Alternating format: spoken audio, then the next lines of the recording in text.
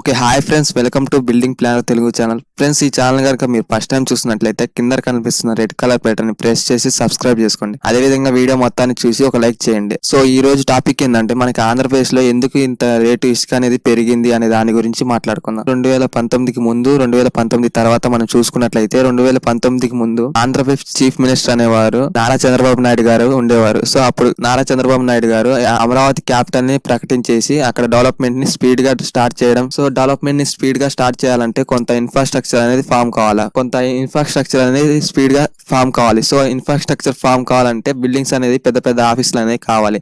So ఆ buildings కట్టడానికి ఇసుక అనేది మెయిన్ సోర్స్ అనమాట. సో బిల్డింగ్స్ కట్టడానికి మెయిన్ సోర్స్ అయిన ఇసుకని ఫ్రీగా ఇచ్చేస్తే ఇన్ఫ్రాస్ట్రక్చర్ అనేది తొందరగా తయారవుతుంది అనేసి ఇసుకని అప్పుడులో ఫ్రీగా ఇచ్చేసారు. సో ఆ విధంగా ఇసుక అనేది అప్పుడు తక్కువ ధర, అంటే ఒక ట్రాక్టర్ వచ్చేసి 1800 కూడా వచ్చింది అనమాట అప్పుడులో. సో అప్పుడు మనకి ఇసుక మీద ఎటువంటి గవర్నమెంట్ ట్యాక్స్ కానీ మెయింటెనెన్స్ ఛార్జ్ కానీ ఉండేది కాదు. సో ఇప్పుడు 2019 తర్వాత మనం చూసుకున్నట్లయితే ఆంధ్రప్రదేశ్ చీఫ్ మినిస్టర్ అనేవారు మారిపోయారు. వైఎస్ జగన్మోహన్ రెడ్డి గారు అనేది గవర్నమెంట్ అనేది ఫామ్ అయింది. సో ఈ గవర్నమెంట్ ఏం చేసిందంటే ట్యాక్స్ ని అదే విధంగా మెయింటెనెన్స్ ఛార్జ్ ని వేసింది అనమాట.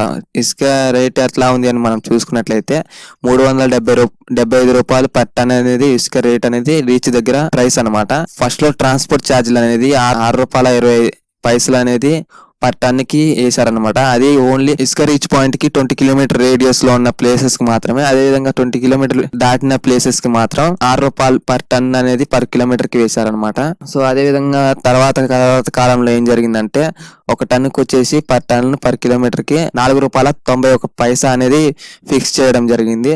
సో ఇప్పుడు మాత్రం ప్రజెంట్ ఇప్పుడు ఒక టన్ను ఇసుక అనేది ₹375. అదే విధంగా ట్రాన్స్పోర్ట్ ఛార్జీ పర్ కిలోమీటర్ పర్ టన్నుకి ఏమో ₹4.91 అనేది జరిగింది. సో ఇప్పుడు ప్రజెంట్ కాలంలో ఇదే రేట్ అనేది రన్నింగ్ లో ఉంది.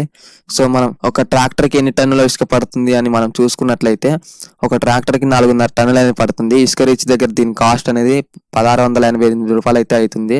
సో టోటల్ గా మనం ఫర్ ఎగ్జాంపుల్ మనం 22 కిలోమీటర్లకి ఒక ట్రాక్టర్ ఇసుక తేవాలంటే ఎంత కాస్ట్ అవుతుందని మనం చూసుకున్నట్లయితే 22 కిలోమీటర్లు ఇంటూ 4.5 టన్నులు ఇంటూ ట్రాన్స్పోర్ట్ ఛార్జ్ అనమాట ₹4.91. సో ఈజ్ ఈక్వల్ టు మొత్తం ₹487 అయితే ట్రాన్స్పోర్ట్ ఛార్జ్ అవుతుంది.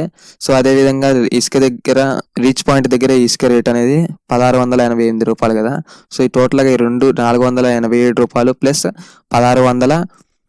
₹1688 కలుపుకుంటే సో టోటల్గా ₹2175 అనేది మన 22 కిలోమీటర్లు ఉన్న పాయింట్కి అనేది చేరుతుంది అనమాట ఇసుక రీచ్ పాయింట్ నుంచి. సో ఈ విధంగా అనేది ఇప్పుడున్న పాలసీ ప్రకారం ఇసుక అనేది రన్ అవుతుంది. సో అప్పుడు అనేది ట్రాక్టర్ 1900కి 1800కి వచ్చింది. ఇప్పుడు అనేది ఇసుక అనేది 6000 7000 అన్నా కానీ ఒక ట్రాక్టర్ దొరకడం లేదు. సో అప్పటికి ఇప్పుడు అనేది మెయిన్ రీజన్ అనేది ఇది అనమాట. సో అప్పుడు అనేది గవర్నమెంట్ ట్యాక్స్ అనేది ఎటువంటి ట్యాక్స్లు లేవు. సో ఇప్పుడు అనేది మెయిన్ గా గవర్నమెంట్ ట్యాక్స్లు అదేవిధంగా మెయింటెనెన్స్ ట్యాక్స్లు అనేది మన మీద వేస్తుంది. సో అందు విధంగా ఇసుక అనేది ఎక్కువ రేటు పెరిగిపోయింది అనమాట ఆంధ్రప్రదేశ్ లో. సో ఈ వీడియో కనుక మీకు నచ్చినట్లయితే ఖచ్చితంగా సబ్స్క్రైబ్ చేసుకోండి. అదేవిధంగా లైక్ చేసి షేర్ చేయండి.